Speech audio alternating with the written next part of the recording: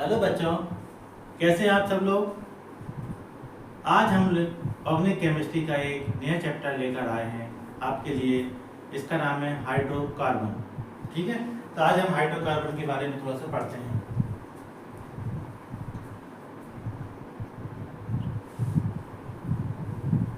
तो देखिए, हाइड्रोकार्बन में तीन चीजें आपको पढ़ना है, एल्केन, एल्कीन, एल्काइन। सबसे पहले हम पढ़ेंगे एल्केन। अब एल्कीन क्या होते हैं आपको मालूम होगा।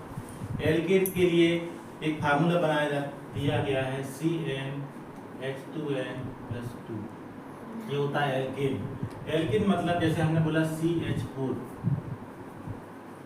जितने भी कार्बन होंगे उसके डबल से दो ज़्यादा हाइड्रोजन होंगे।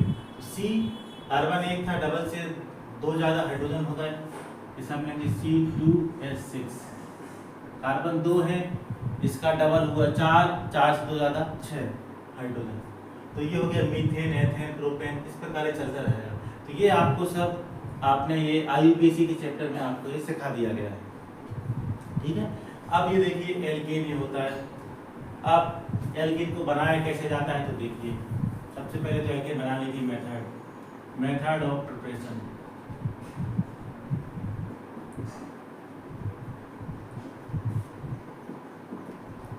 बनाने की मेथड, सबसे पहले हम एल्कीन को बनाते हैं एल्कीन से।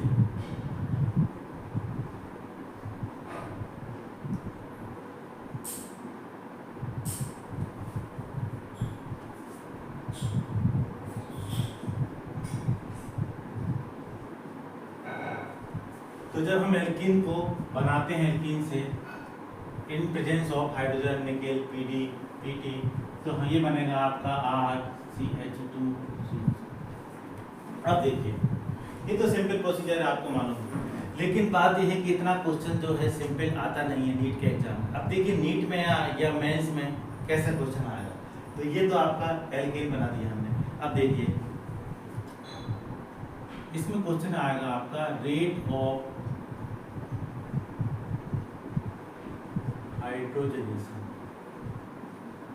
अब भैया ये क्या है, रेट ऑफ हाइड्रोजनेशन। तो देखिए, सबसे पहले तो इस रिएक्शन का नाम होता है, सबसे पहले इस रिएक्शन का नाम है सैंड-मेयर रिएक्शन। तो ये भी याद रखना है आपको, इसको बोलते हैं सैंड-मेयर रिएक्शन, इसको बोलते हैं सैंड-मेयर रिएक्शन। अब क्या होता है भैया जो सैंड-मेयर रिएक्शन में, सैंड-मेयर रिएक्शन में एल्कीन में कन्वर्ट होता है in the presence of hydrogen. मतलब कुल मिला के हाइड्रोजन का ऐड होगा। कहाँ पे ऐड हो रहा है, निश्चित रूप से हाइड्रोजन वहीं ऐड होगा जहाँ पे उसकी जरूरत है। जरूरत कहाँ है, जहाँ डबल बॉन्ड है, ट्रिपल बॉन्ड है। अभी हम डबल बॉन्ड से बना रहे हैं तो यहाँ पे ऐड हो गया हाइड्रोजन का। अब देखिए रेट ऑफ हाइड्रोजनेशन क्या होता है। तो रेट ऑफ हाइड्रोजनेशन होता है डायरेक्टली प्रोपोर्शनल टू 1 स्टेबिलिटी। ये आपको याद रखना है।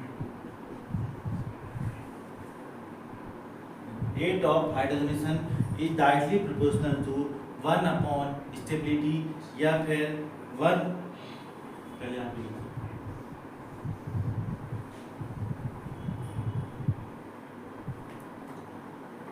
या फिर सरफेस एरिया ऑफ रिएक्टेंट, या फिर सरफेस एरिया ऑफ रिएक्टेंट।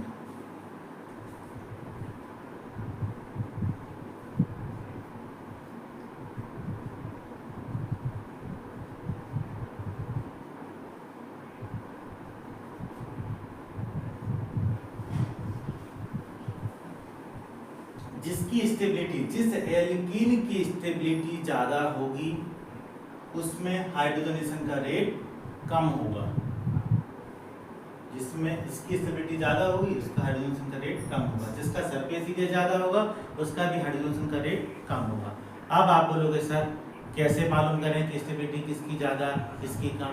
तो ये जो स्टेबिलिटी वाला चैप्टर, ये जो कहानी है स्टेबिलिटी की, ये हमने आपको GOC1 में बताया था। लेकिन जो बच्चे GOC1 नहीं देखे तो वो आज हम थोड़ा सा उसके बारे में बताएंगे। तो पहले तो आप ये लिखिए। अब देखिए क्वेश्चंस कैसे सॉल्व करेंगे।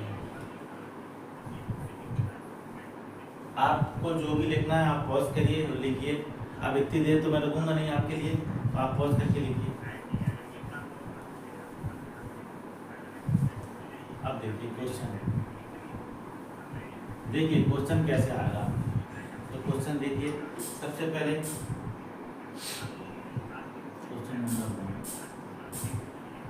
क्वेश्चन नंबर 1 देखिए आप, मैं लेके भी आया हूँ कुछ क्वेश्चन आपके लिए, ये नीट में आया हुआ क्वेश्चन है।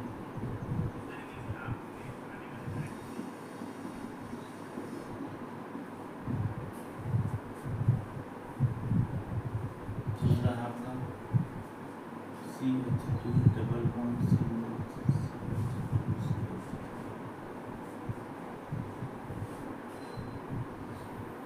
अब देखिए इन दोनों क्वेश्चंस के अंदर रेट ऑफ हाइड्रोजनेशन किसका ज़्यादा होगा ये पूछेंगे। अब हमें तो मालूम है कि रेट ऑफ रिएक्शन या rate of hydrogenation directly proportional to 1 stability, जिसकी स्टेबिलिटी ज़्यादा होगी उसका रेट कम होगा। अब हमें सर कैसे मालूम, तो पहले हम देखेंगे स्टेबिलिटी। स्टेबिलिटी देखिए, अब स्टेबिलिटी चेक करने के लिए डबल बॉन्डेड जो कार्बन एटम होते हैं उससे जुड़ा जो कार्बन होता है वो कहलाता है अल्फा कार्बन। यहाँ अल्फा कार्बन एक है, अल्फा कार्बन, अल्फा कार्बन से जो हाइड्रोजन जुड़े होते हैं वो कहलाते हैं अल्फा हाइड्रोजन। तो देखिए यहाँ पे कितने अल्फा कार्बन, एक अल्फा कार्बन से 3 हाइड्रोजन, 3 हाइड्रोजन, 6 अल्फा हाइड्रोजन। यहाँ देखिए इससे सिर्फ इस पूरे डबल बॉन्ड वाले कार्बन से एक कार्बन जुड़ा, अल्फा कार्बन 2। जितने ज्यादा alpha carbon alpha hydrogen 2, alpha carbon 1, alpha hydrogen 2, जितने ज्यादा अल्फा हाइड्रोजन होंगे वह मॉलिक्यूल उतना ही ज्यादा स्टेबल होगा। यहाँ 6 अल्फा हाइड्रोजन मोर स्टेबल, तो स्टेबिलिटी का आर्डर ये होगा। और जब स्टेबिलिटी का आर्डर ये होगा तो हमें मालूम है rate of reaction directly proportional to 1 stability, भी आपको पता है जिसकी स्टेबिलिटी कम उसका रेट ऑफ रिएक्शन है रेट ऑफ हाइड्रोजन ज्यादा। इतना सरल क्वेश्चन आया। तो इस प्रकार के क्वेश्चन आपको देखने को मिलेंगे। चलिए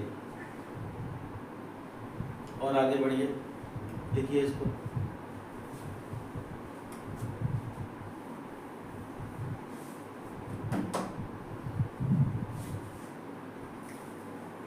अब हम एल्केन के बाद एक दूसरी मेथड पढ़ते हैं इसको बनाने की।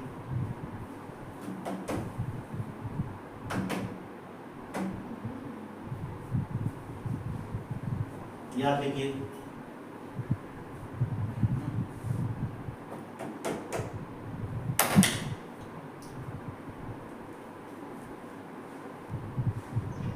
अब एल्कीन को बनाने की और भी मेथड हैं, इसको हम नेक्स्ट वीडियो में पढ़ेंगे।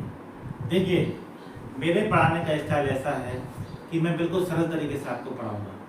पूरी ऑर्गेनिक केमिस्ट्री, चाहे रिएक्शन मैकेनिज्म हो या किसी प्रकार की कोई भी रिएक्शन हो, कुछ नेम रिएक्शन भी हैं, GOC1 है, GOC2 है, आपको बिल्कुल सरल तरीके से बिल्कुल आपकी अपनी लैंग्वेज में पढ़ा दी जाएगा। किसी भी बुक को आपको पढ़ने की ज़रूरत नहीं है, मेरे नोट्स ही आपके लिए पर्याप्त हैं।